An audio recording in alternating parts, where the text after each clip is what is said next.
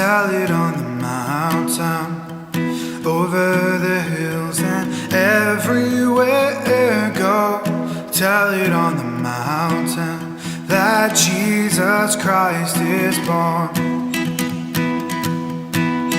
Well, shepherds kept their watching, those silent flocks by night. Behold, throughout the heavens there shone a holy light. Go tell it on the mountain, over the hills and everywhere. Go tell it on the mountain that Jesus Christ is born. The shepherds feared and trembled when low above the earth rang out the angels' chorus that hailed the Messiah's birth. Go tell it on the mountain, over the hills and everywhere. Go tell it on the mountain that Jesus Christ is born. Down in a lonely manger, the humble Christ was born and brought us God's salvation that blessed Christmas morn. Go tell it on the mountain, over the hills and everywhere. Go tell it on the mountain that Jesus Christ is born. Go tell it on the mountain, over the hills and everywhere. Go tell it on the mountain that Jesus Christ is born.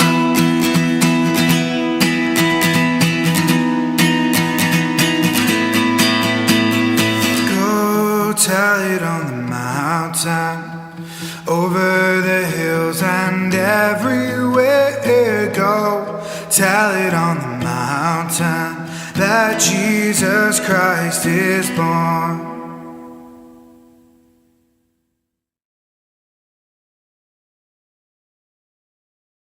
Isang maganda at mabiyayang umaga muli sa bawat isa sa atin at welcome sa ating prayer covenant sa early morning devotion dito sa St. Paul United Methodist Church. Pero bago tayo magsimula sa pagninilay-nilay sa mga salita ng Panginoon sa araw na ito, samahan niyo muna ako sa isang panalangin. Aming Panginoon, nagpapasalamat po kami sa inyo, Lord, sa umagang ito na pinagkaloob niyo sa amin. Muli po aming Ama, Lord, ay binabalik namin sa inyo ang pasasalamat, papuri, Lord, at ginising niyo po kami sa umaga ito na may kalakasan ng katawan at isipan ng aming Ama, Lord. Patuloy pong palakasin ang aming mga pangangatawan sa buong maghapon, sa magawaan po namin. Samahan niyo po kami, Lord, at higit sa lahat, samahan niyo po kami, o aming Ama, Lord, upang patuloy po namin sa pamuhay ang mga salita, o aming Ama, na aming matutunghayan sa aming pag-aaral sa umaga ito. Muli po aming Ama, Lord, nagpapasalamat kami sa inyo sa patuloy na biyaya ng buhay sa bawat isa sa amin. Sa pangalan ni Jesus, Amen. So, good morning uli sa bawat isa sa atin at yun nga, welcome, diba, sa ating prayer morning devotion. Sa prayer morning devotion natin dito sa St. Paul. So, ang pagbabasihan po natin sa umagang ito ay mula sa Hebrews chapter 10 verses 5 to 10. So, babasahin natin siya mula sa New International Version. 5. Therefore, when Christ came into the world, He said, "Sacrifice and offering you did not desire, but a body you prepared for me.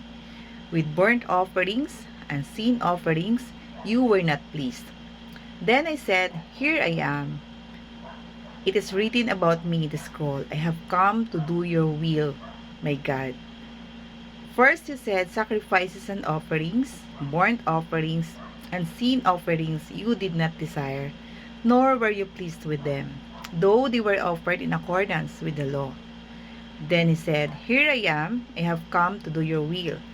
He sets aside the first to establish the second. And by that will, we have been made holy through the sacrifice of the body of Jesus Christ once and for all. So ano nga bang pinapaliwanag sa atin dito sa ating binasa, di ba? Simple lang, kung paano tinupad ng sakripisyo ni Jesus ang mga sakripisyo sa lumang tipan, at He provided complete redemption for believers. It conveys in several messages itong ating pinag-aaralan sa umagang ito. 'Di ba? Kasama dito yung una, yung Christ obedience, 'di ba? So, tinanggap ni Kristo ang katawan na inihanda ng Diyos para sa kanya at namuhay siya ng tapat na pagsunod. Sunod, God's purpose. So, ang layunin ng Diyos ay maging tapat at masunurin ang mga tao. Sumunod doon, ang Jesus purpose. Ano nga ba ang purpose ni Jesus? Ang purpose niya lamang is to love no matter what, 'di ba? So kahit nga 'di ba, alam naman natin 'yun, so kahit ano pa yung mga naging pagkukulang natin sa kanya, mga pagkakasala natin sa kanya, patuloy tayong minamahal, patuloy tayong iniibig ng, 'di ba, ni Jesus Christ.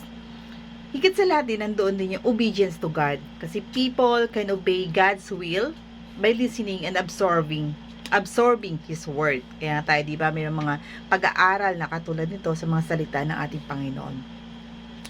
This chapter also, didiscuss din ito on how Jesus completely fulfilled the will of God. Di ba? Ang reason kung bakit dumating si Jesucristo dito, yung sacrificial system of the Old Testament, at syempre the importance nga of our obedience to God, diba? So Jesus came to do the Father's will, which is seen in the new covenant. Through his death and resurrection, Jesus Christ has taken away the first covenant and established the second. Diba, yung new covenant, alam naman natin yon as the law of Christ, diba? It is the promise of God to forgive the sin and restore fellowship with those who turn to Him.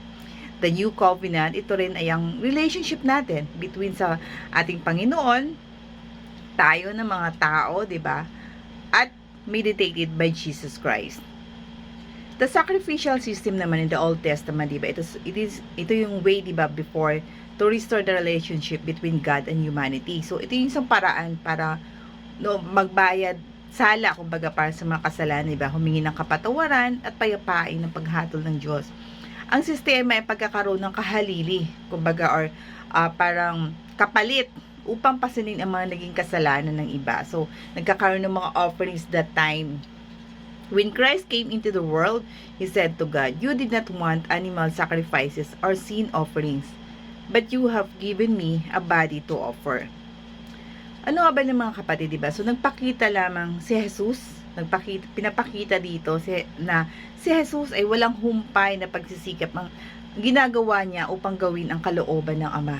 Ang ating layunin dapat na walang humpay din na ituloy ang nais ng Diyos at gawin ang kanyang kalooban, diba? Kasi mga kapatid, hindi naman kumbaga lahat ng pagkakataon ay sarili lamang natin ang ating isipin. Dapat isipin din natin ang kapakanan ng ating mga kapwa, diba? So, tumulong tayo sa mga nangangailangan, sa mga, lalo na sa panahon ito ng Kapaskuhan, nawa ang isa puso natin na hindi ang pagkakaroon ng maraming regalo na ating matatanggap. Sa halip ay isipin natin kung paano tayo maging regalo sa ating mga kapwa, katulad kung paano naging regalo si Jesucristo sa buong sanlibutan. So mga kapatid, ang paalala ko lang sa atin sa bawat isa sa panahong ito ng Pasko, isa puso natin ang dahilan, 'di ba? Ang sabi nga dito, ang reason for Christ coming, which is the redemption of our sin. At higit sa lahat ay kung paano tayo magmahalan, paano tayo mamuhay ng katulad ng pagmamahal ni Jesucristo para sa bawat isa sa atin. So, ang masasabi ko sa ating mga kapatid, sa ating mga kapamilya sa St. Paul United Methodist Church, isang mabiyayang Pasko at isang masaganang bagong taon sa lahat. To God all be the glory. Amen. So, samahan niyo ako sa isang panalangin. Holy Lord God, nagpapasalamat po kami sa inyo, aming Ama, sa pagdating niyo po dito sa amin, sa buhay, dito sa lupa, o aming Ama, Lord, upang ipakita sa amin kung paano po, Lord, ang mamuhay ng naayon sa kalooban ng ating Panginoon. Kung paano ang bawat isa, Lord, ay maging instrumento, kung paano maging may sakatuparan ang kalooban ng Panginoon, Lord. Na mawala ang mga pansariling kapakanan lamang iniisip, kundi sa halip, Lord, ang kapakanan na nakakarami. Muli po kami nagpapasalamat sa inyo, Lord, na patuloy niyo po kami ginagamit o patuloy namin panalangin sa inyo, Lord, na patuloy niyo kaming gamitin upang maging biyaya sa aming kapwa, aming Ama, Lord God. Hindi man sobra-sobra ang meron kami, Lord, pero kung ano mang meron kami ay na-share namin sa aming kapwa o aming Ama. Maraming salamat, Lord, sa patuloy na biyaya ng kalusugan sa bawat isa sa amin.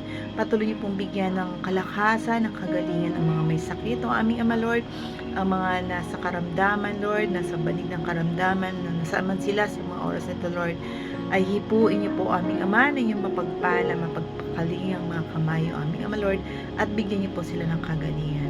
Maraming salamat po aming Ama, Lord, at patuloy po namin tinataas sa inyo ang buhay ng bawat isa sa amin. So muli-muli, Lord, ay pinabalik namin sa inyo lahat ng papuri at pasalamat o aming Ama. Ito po aming panalangin sa tanging pangalan ni Jesus. Amen at Amen.